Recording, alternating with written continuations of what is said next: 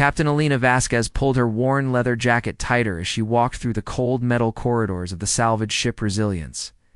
The ship groaned and creaked around her, but she knew every sound by heart. This old bucket had been her home for 12 years, and it had never let her down yet.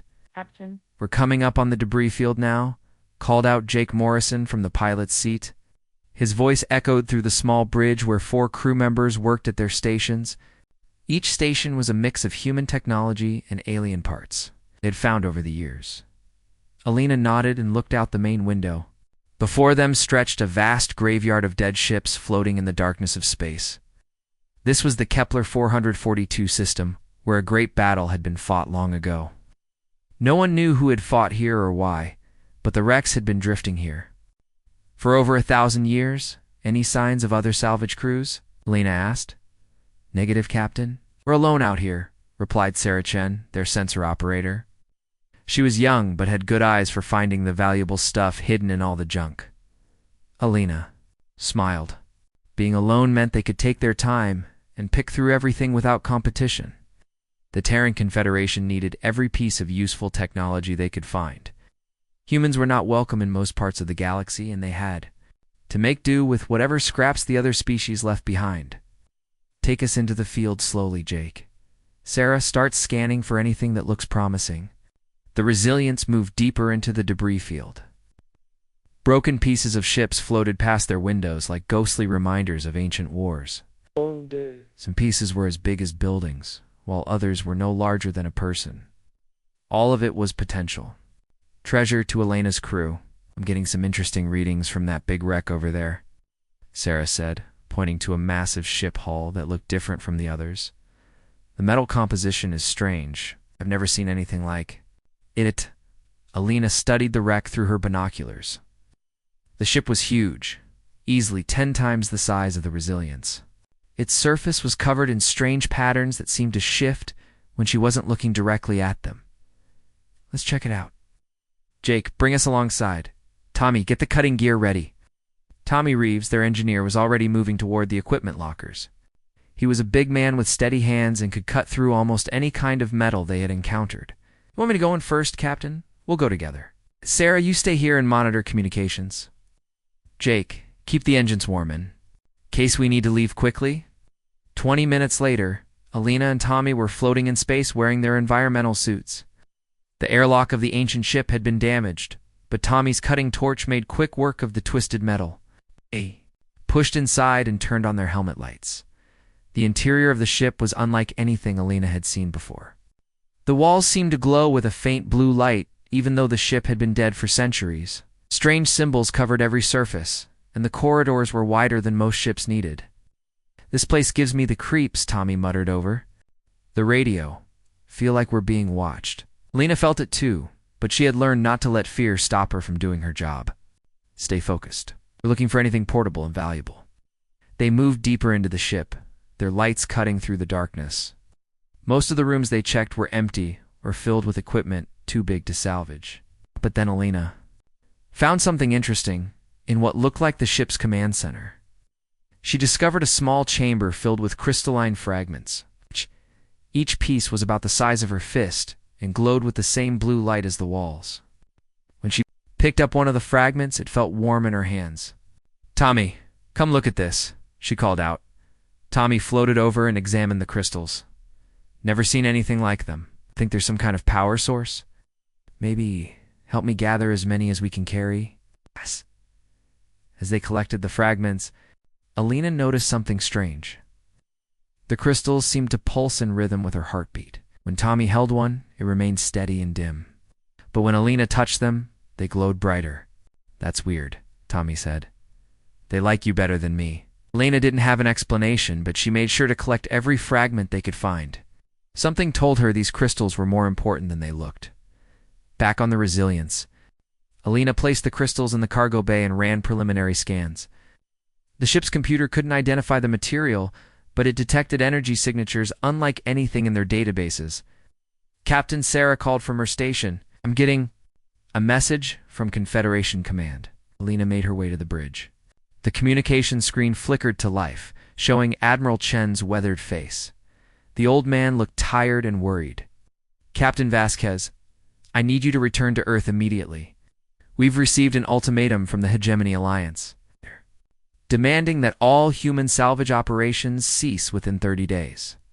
Alina felt a chill run down her spine. The Hegemony Alliance was the most powerful force in the galaxy.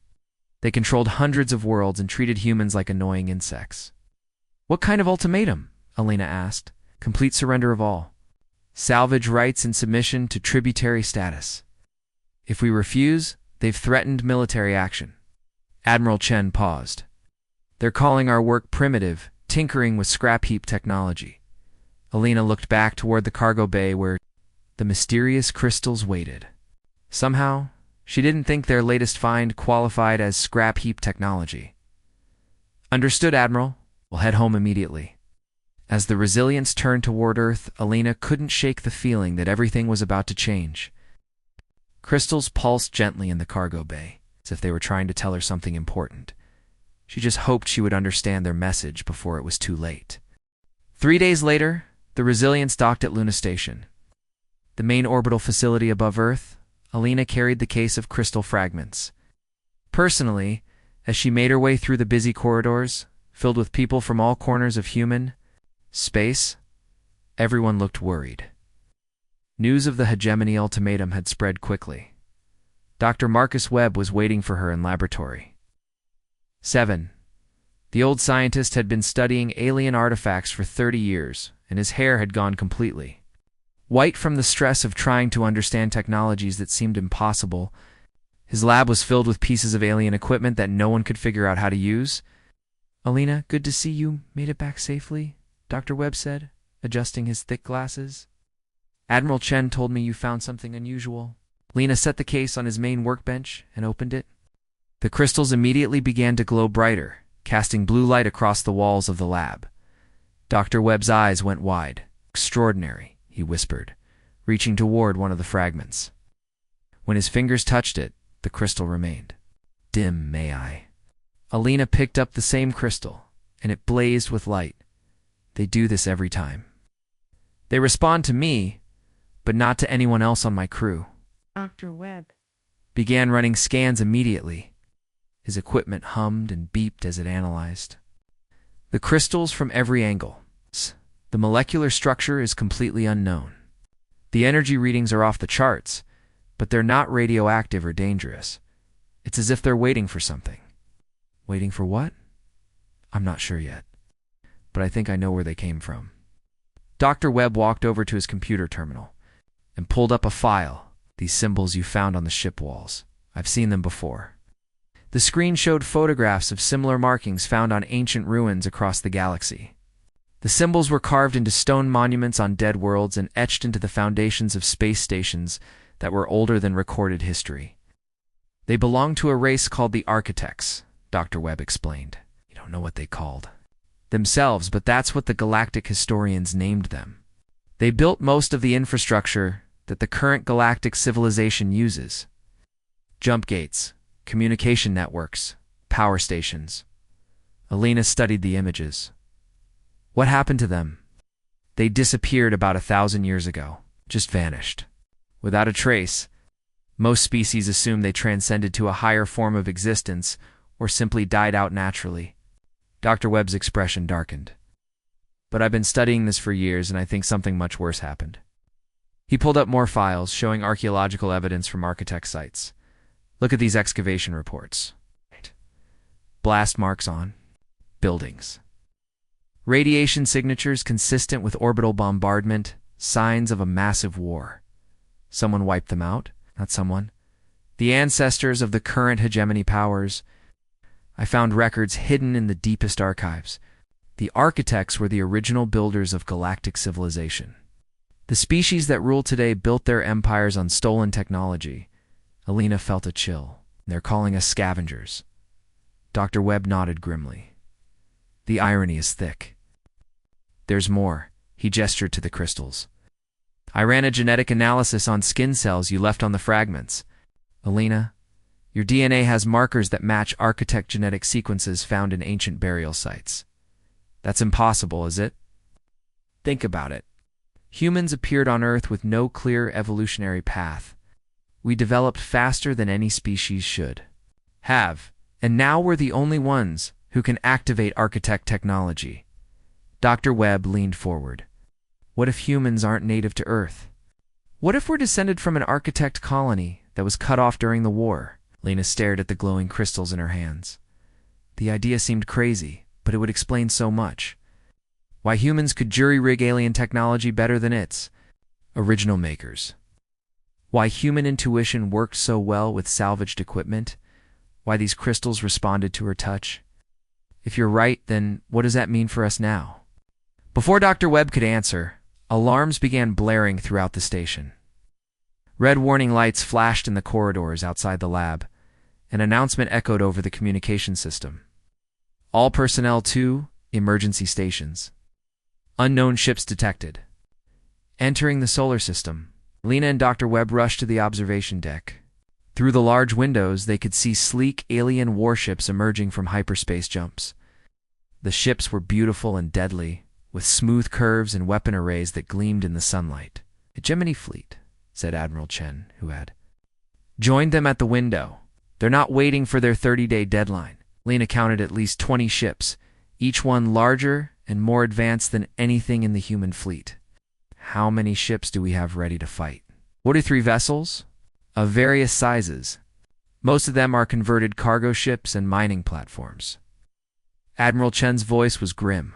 "We're outgunned and outclassed." Admiral Dr. Webb interrupted. "Elena's discovery changes everything. If I'm right about what these crystals are, we might have options we didn't know about." "What kind of options?" Dr. Webb held up one of the glowing fragments. "Architect technology isn't just powerful, it's adaptive. It learns. And if humans really are the inheritors of the architect legacy, then every piece of junk in our fleet might be capable of much more than we realized." Alina thought about all the salvaged equipment scattered across human space.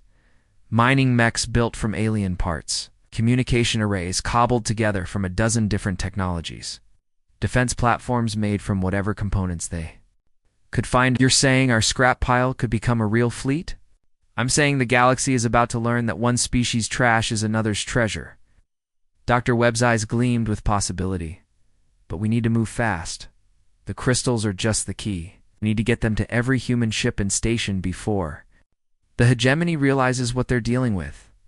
Outside the window, the alien fleet moved into attack formation. Their weapons began to charge. Preparing to teach humanity a lesson about challenging their betters, Alina clutched the crystal fragments tighter. They pulsed with warm light, as if they were eager to begin. "Let's give them a surprise they'll never forget," she said. The mining colony of New Appalachia was having a quiet morning when the hegemony ships appeared in their sky. The colony was a small settlement on a rocky planet where 3,000 humans worked the mineral deposits.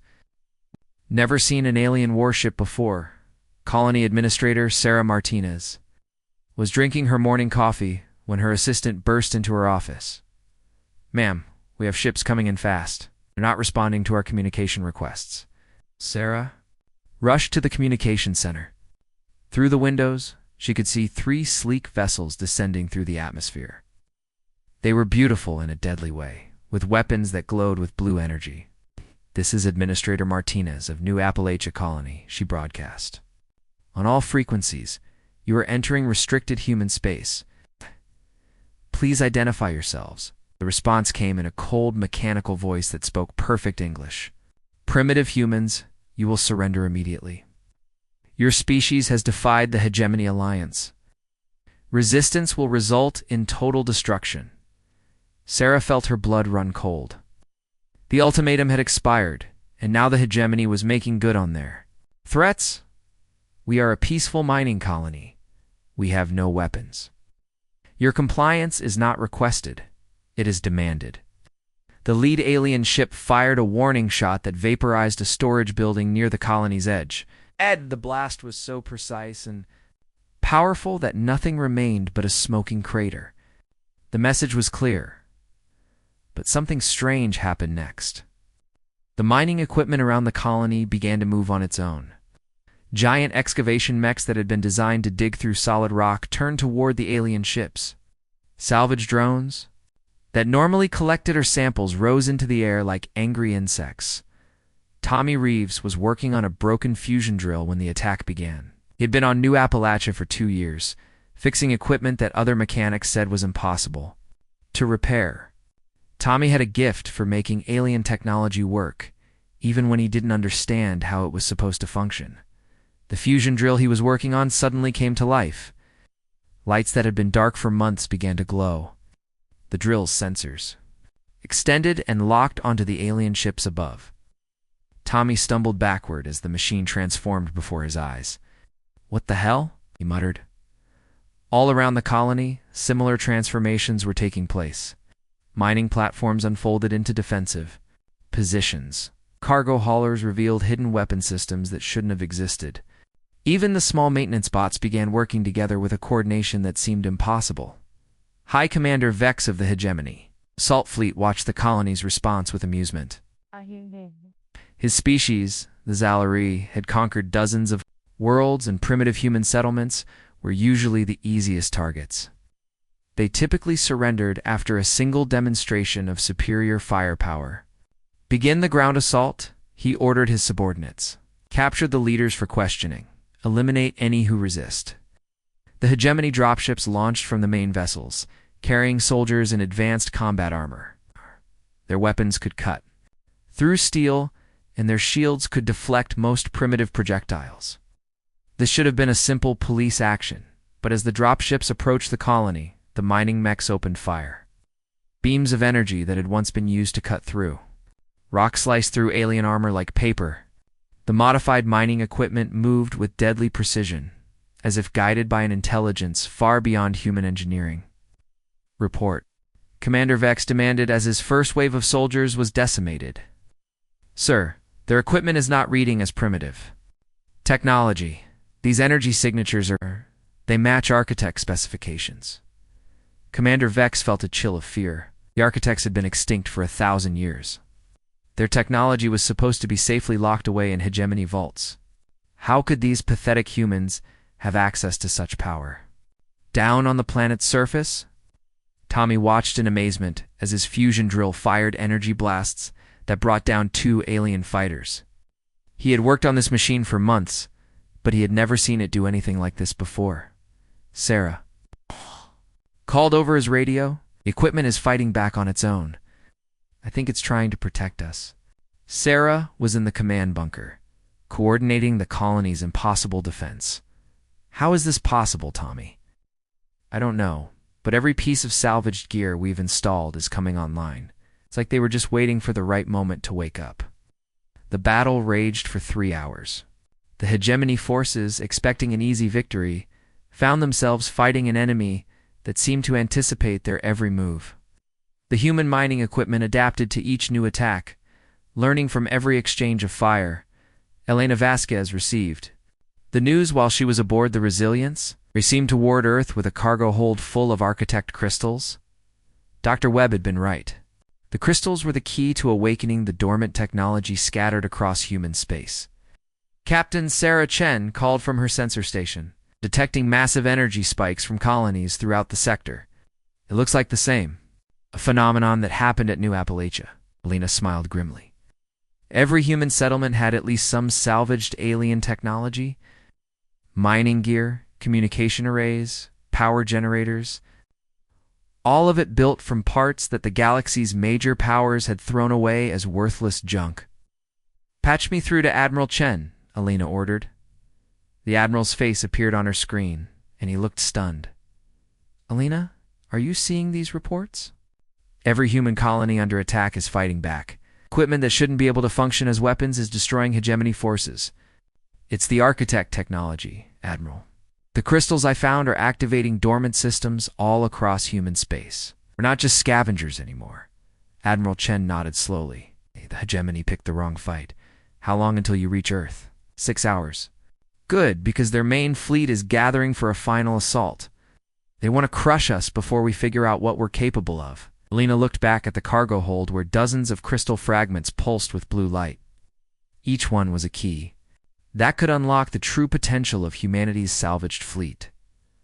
On New Appalachia, the last hegemony ship retreated into space. leaving behind the wreckage of what should have been an easy conquest. Commander Vex sent an urgent message to his superiors. The humans have architect technology. Request immediate reinforcements. This is no longer a police action. But across the galaxy, other hegemony fleets were discovering the same truth. Humanity's scrap heap was revealing its true nature, and the balance of power was shifting in ways no one had imagined possible. Admiral Chen stood on the bridge of the converted cargo ship, Phoenix, as humanity's makeshift fleet prepared for the largest space battle in their history. Around him floated 43 vessels that had never been designed for war. Mining ships, cargo haulers, research vessels, salvage platforms hung in space like a collection of floating junk. But Chen knew better now. Each ship hummed with awakened architect technology. The crystals Alina had brought back were installed throughout the fleet, and the changes were remarkable. Cargo holds had become weapon bays. Mining lasers had transformed into ship-killing beams. Even the oldest rust bucket in the fleet now moved with deadly grace. "Admiral, the hegemony main fleet is dropping out of hyperspace," reported his communications officer. Chen watched as the enemy appeared on his screens. 200 warships of the most advanced design in the galaxy. Each one was larger than anything in the human fleet. Their weapons could destroy planets, and their shields could withstand attacks that would cripple lesser vessels. "This is Admiral Chen. Today we fight not just for Earth, but for our right to exist as a free species. Show them what human determination can accomplish." The response came from captains across the fleet. Voices filled with fear, but also with stubborn resolve. They were miners and traders and scientists. But today, they would be warriors. Alina was aboard the Resilience, which had been transformed beyond recognition. The old salvage ship now bristled with energy weapons that had grown from its hull like living things. The architect technology didn't just enhance their equipment. It created entirely new systems that seemed to understand what was needed. "Alina, we're getting readings from the alien flagship," called Jake from his pilot station. "It's massive. 10 times bigger than anything we've got." Alina studied the enemy formation. The hegemony had arranged their ships in a perfect battle line, confident in their superior technology and firepower. They were treating this like a parade rather than a real fight. "That's their mistake," Alina said. "They think this is about who has the biggest guns." The battle began when the hegemony fleet opened fire. Beams of pure energy lanced across space, striking human ships with devastating force. The Phoenix took a direct hit that should have vaporized it completely. Instead, the ship's hull absorbed the energy and redirected it through newly formed conduits. The attack that should have destroyed the Phoenix became fuel for its own weapons. The cargo ship fired back with a blast that punched straight through a hegemony cruiser's shields. "Impossible," High Admiral Korvek shouted from his flagship. The Zalari commander had been certain this would be a simple extermination. Instead, his advanced fleet was being challenged by modified cargo ships. "Sir, their technology is adapting to our attacks in real time," his science officer reported. "Every time we hit them, they become more resistant to that type of weapon." Korvex watched in growing horror as the human ships began to change shape during the battle. Hulls flowed like liquid metal, forming new weapons and defensive systems.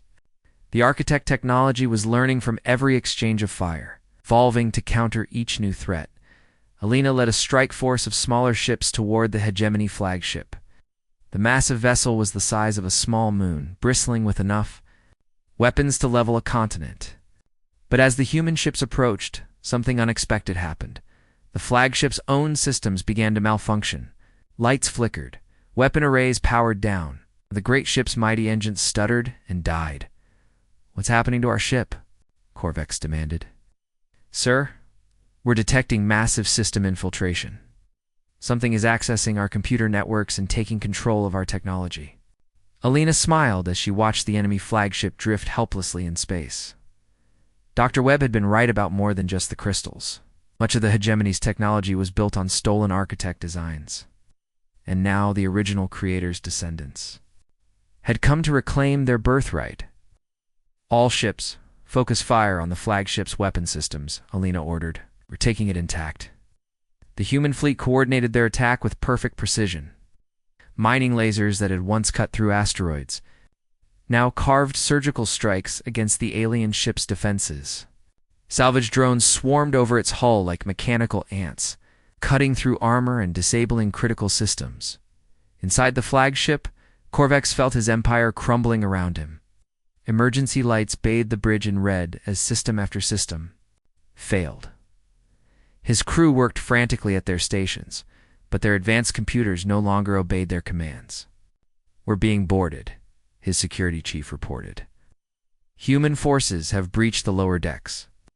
Alina and her team moved through the hegemony ship's corridors with confidence.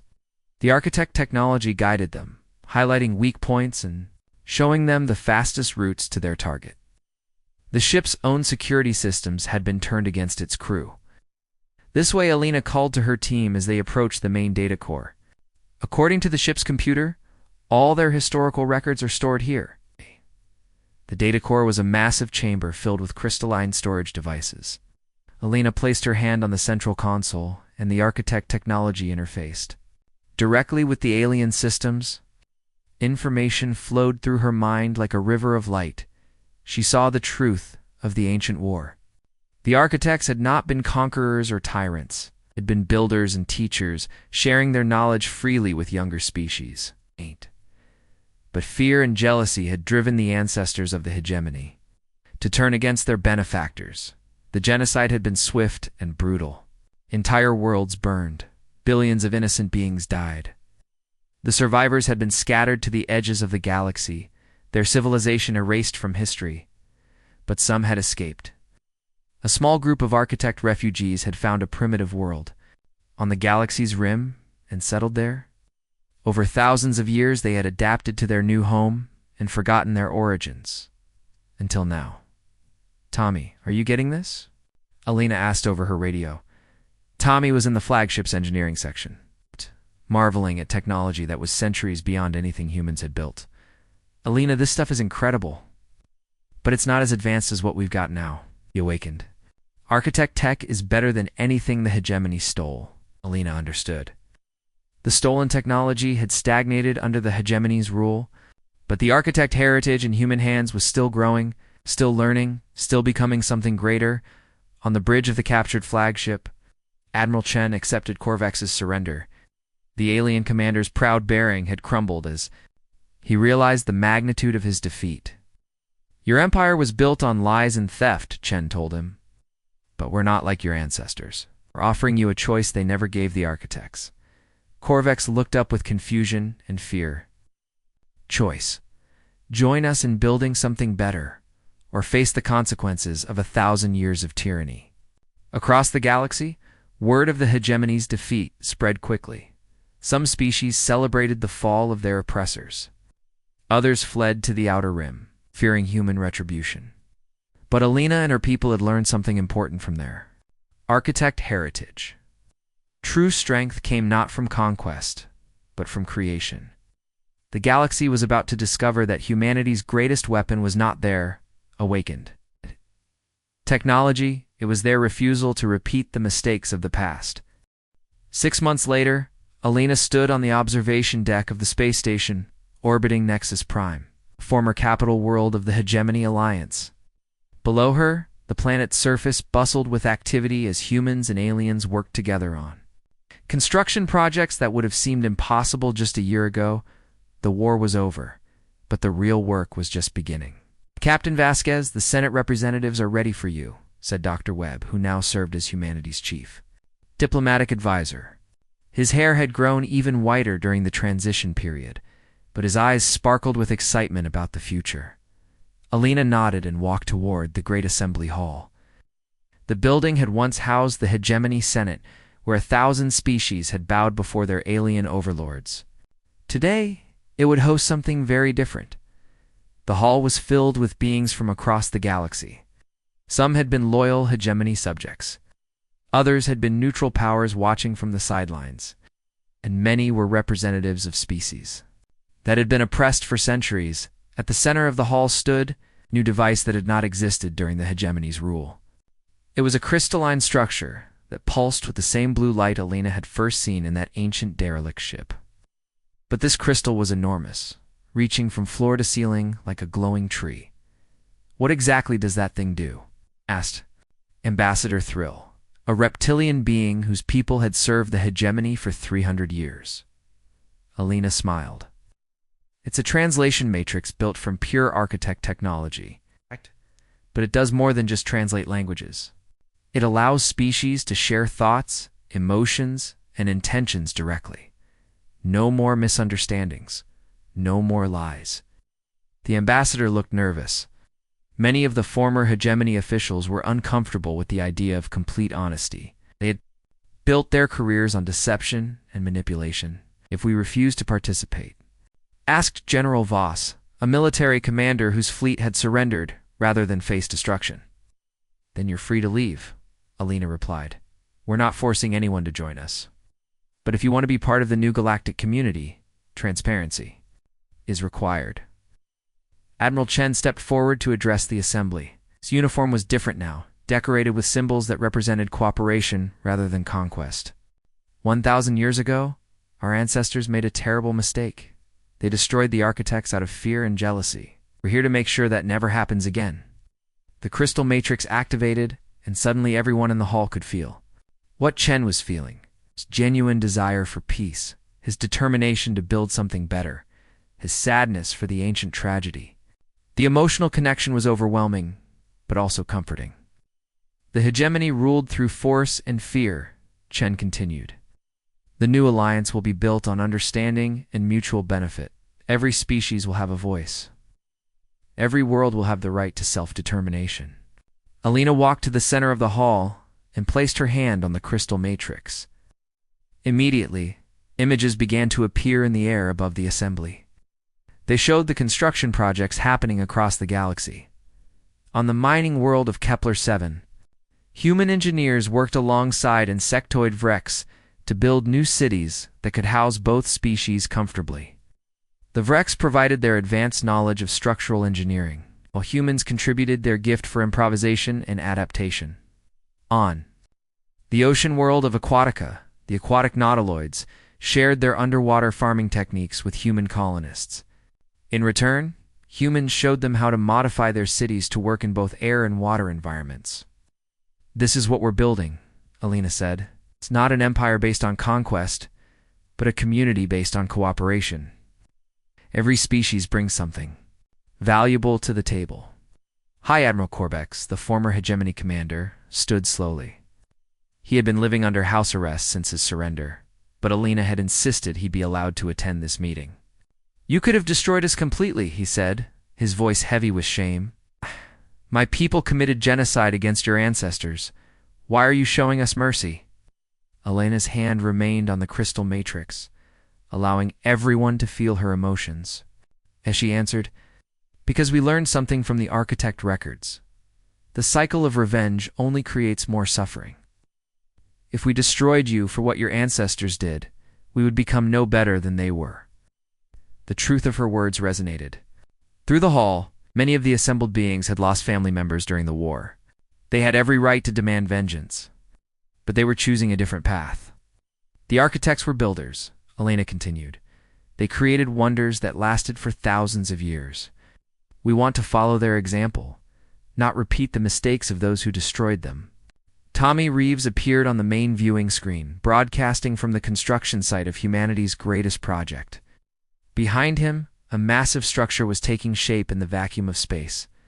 It looked like a cross between a space station and a living organism with flowing curves and surfaces that seemed to breathe with blue light. "The new gateway network is almost complete," Tommy reported.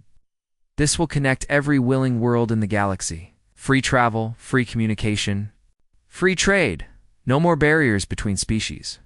The gateway was built entirely from awakened architect technology, but it was designed with input from dozens of different species. Each civilization had contributed their best ideas to create something greater than any one people could have, built alone. "The old hegemony controlled travel between worlds," Alina explained. "They used isolation to maintain power. Oh! The new network will belong to everyone who joins the alliance. No one's species will control it." Dr. Webb stepped forward with a datapad in his hands. We've already received applications from over 200 worlds. Species that were never part of the hegemony want to join us. Word is spreading that there's finally an alternative to rule by force. Alina looked around the assembly hall at the faces of beings from across the galaxy. Fear was being replaced by hope. Suspicion was giving way to curiosity. It would take time to build trust, but the foundation was being laid. The hegemony laughed at our scrap, she said with a smile. They called us primitive scavengers. We proved that one species' trash can become another's treasure. Now we're offering the same opportunity to everyone. The crystal matrix pulsed brighter as more beings placed their hands on its surface. Each new connection added to the growing network of understanding that was spreading across the galaxy. Outside the station's windows, ships from dozens of worlds worked together to complete the Great Gateway. Human salvage vessels worked alongside, elegant Altarian cruisers and massive Ursine cargo haulers. The sight would have been impossible under the old regime. Alina felt the architect. Crystals throughout the station pulse in harmony with her heartbeat. The ancient builders had dreamed of a galaxy united in peace and cooperation. Their dream had been destroyed by fear and hatred, but now their descendants were making it real. The hegemony had burned, but from its ashes rose something beautiful. A new age was beginning, built not on the graves of the conquered, but on the hopes of the free. And at its heart were the humans who had learned that the greatest victory was not destroying your enemies, but helping them become something better.